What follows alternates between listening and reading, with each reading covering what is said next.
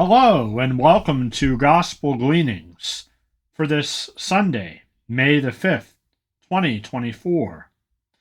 My brothers and sisters, on this sixth Sunday of Easter, we hear from the Gospel of John, chapter 15, verses 9 through 17. Jesus said to his disciples, "As the Father loves me, so I also love you. Remain in my love. If you keep my commandments, you will remain in my love, just as I have kept my Father's commandments and remain in his love. I have told you this so that my joy may be complete in you, and your joy might be complete. This is my commandment: love one another as I love you. No one has greater love than this, to lay down one's life for one's friends.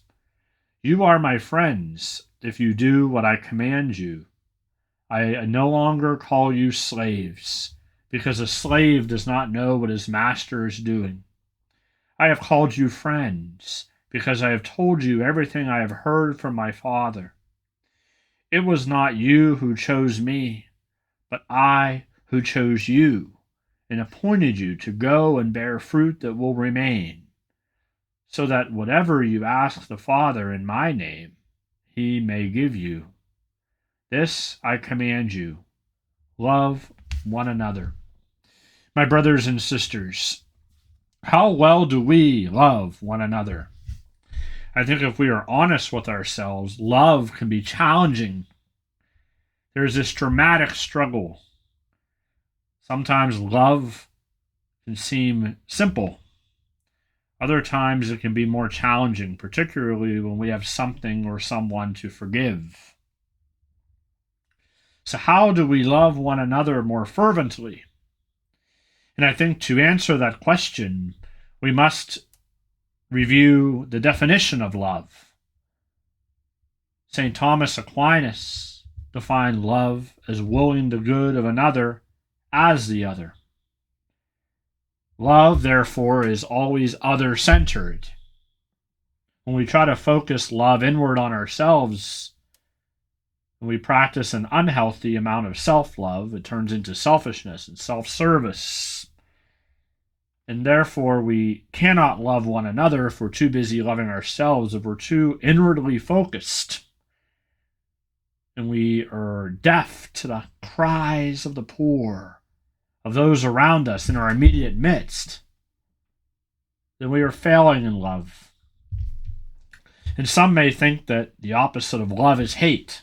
Seems a very natural opposite, but actually, the opposite of love is indifference. When we are indifferent to the needs of our brothers and sisters, when we fail to love as Jesus calls us to love, we are indifferent. We are blind, we are deaf. We are closed off from the wellspring that is service to others and concern for another's well-being.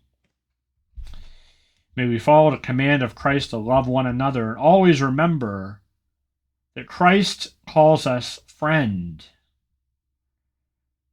and he extends that mission to us, to befriend others, especially those that are challenging to love,